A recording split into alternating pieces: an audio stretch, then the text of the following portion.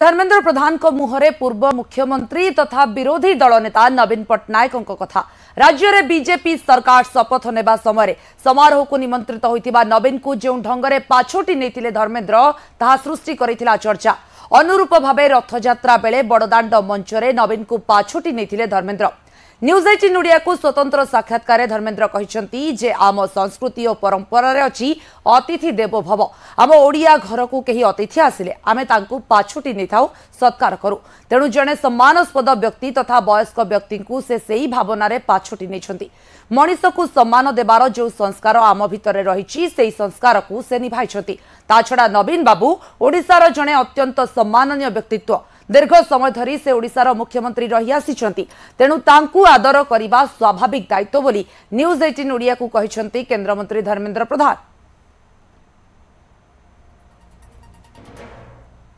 जे आमे धर्मेन्द्र प्रधान गोटे एमती रूप दुईटी दृश्य रे देखिथिलु जहा जनता को पसंद आसीछि।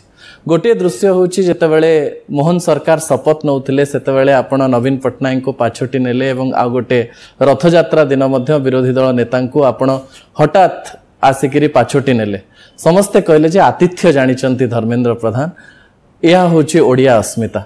याकू धर्मेन्द्र प्रधान केमती देखंती सर? मो जो समीक्षा ठीक एटा हम समस्त संस्कार केही भी आमे अतिथि देवो भव।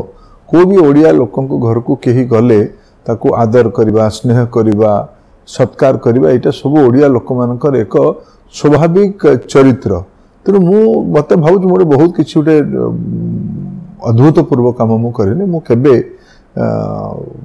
जड़े कि वयस्क लोक कि मोठू सम्मान लोक जिते कि छोट भी था मनीष को सम्मान करवा गोटे बहुत बड़ संस्कार। तेणु से संस्कार को मु निभेबार ताकू पालिबार सदा बेले मु सचेतन होगी चेष्टा करे। तापर भी मझिरे मझिरे भूल हो जाए से आत्मसोचन करने पड़े जे मु सामना वाला लोक को कारण आमे सामाजिक जीवन अनेक लोक को भेटुचु। मु सदा बेले चेष्टा करे समस्त को कष्ट न देकी तांको सम्मान करवा दरकार। तो नवीन बाबू तो जड़े अत्यंत सम्माननीय लोक आम राज्यर लंबा समय धरिकी सामाजिक जीवन तांकर मुख्यमंत्री भी थिले। तांको आदर करवा तो मोर स्वाभाविक दायित्व। एटा गोटे बहुत बड़ कथा किछि नुहे। एटा हमर संस्कार दायित्व।